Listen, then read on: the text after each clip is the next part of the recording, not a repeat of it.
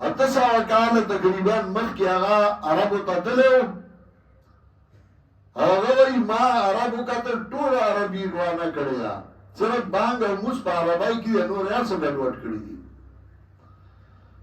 داسې عربیګانو او د شکل نه تپي تپي مخې و، تک تورو مندریو او نری نری چوخونې سترګې وي، بدرنګ سړی و.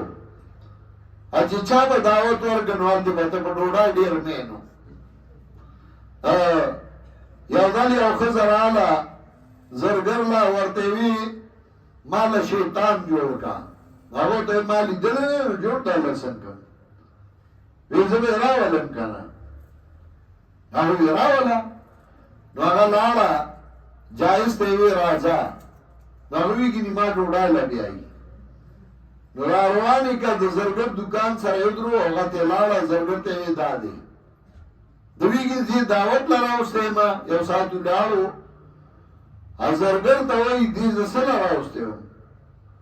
نو هغه ورته وایي دې ما ته وایي چې ما له شیطان جوړ که ما نه ده لیدلی نو دې راوستی. وی ښه غوسه شه.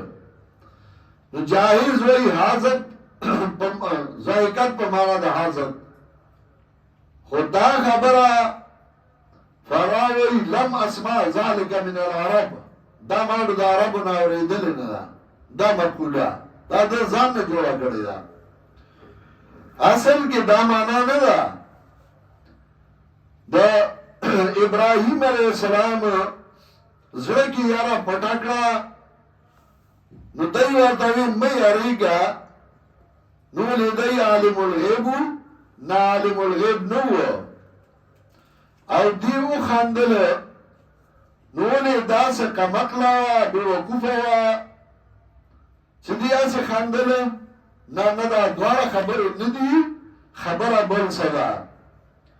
سوره زاریات آیت نمبر 28 وګورئ، شپږیشتمې سپارې اخیري مخ سوره زاریات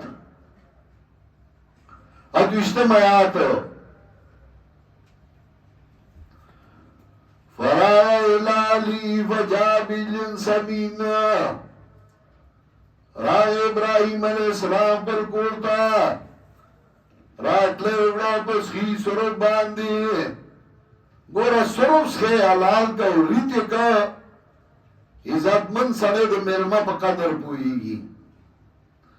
فقربو الیہم قالا لا تاکلون نزدیک واتانو اردهولی نخرئی فاوجسا منم خیفا پٹکات دینی ارزلکی قالو لا تخف وبشرو بغلام علیم زیر ورگ دلا پالک پو باندی وبشرو بغلام علیم پوئے ورگ زیر ورگ دلا پالک پو باندی وردوی طالب اللہ زیدر گئی وبشرو بغلام علیم زیر ورگ دلا پالک پو باندی چالا بدل زیدر گئی فاق بلد امرادو فی سردین ملائکو زیر ورکو او بدی کی خد رانا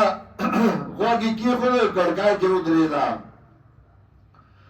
نو دی زیر ورکو آغی وارد فسکت وجهان ٹس ورکتن دیلا وقالتا جوزنا کیم اوی ویزم بودای شنڈا مالت زیر چتا دے دخزو دا عدد دے ناشنا خبروی نی تندیل ٹس ورکی وی خوری منگلا چتا دے او کنا پوزیلا وی خوری منگلا بدا چتا ہی پوز رازی که وی خوری منگلا بدا چتا ہی اگر آلا او دی زیر ورکو زیر واورید نو چه زیر وارد تفصیل بز خپل ځای کې کوم.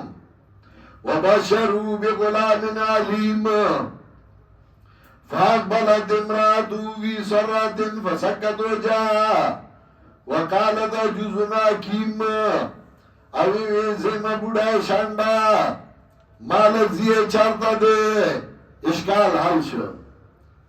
خزه اصل نو خاندلی خاندل خندا زګور الله چغی ولا زیر پالک ورک چې خوشحالي راشي خلک خاندي نو دویم اشکال چې ابراهیم علیہ السلام زړه کې یاره پټه کړه نو فرشتو ورته مې یاریږه نو له دی عالم الغیب وي نه عالم الغیب نه وي ابراهیم علیہ السلام ورته ویلیو سورہ حجر آیت نمبر 52 وګورئ 250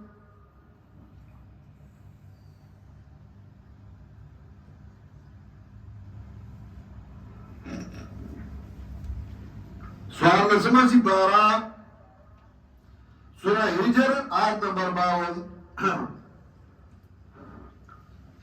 وَنَبِّئُهُمْ عَنْ ضَيْفِ إِبْرَاهِيمَ إِذْ دَخَلُوا عَلَيْهِ فَقَالُوا سَلَامًا قَالَ إِنَّا مِنْكُمْ وَجِلُونَ وی ورد ابراہیم علیہ السلام من تاسو نو یریدو او دا ټول را جمع کا ابراہیم علیہ السلام څخه ملائک راله مرمانون وغولس خیورید که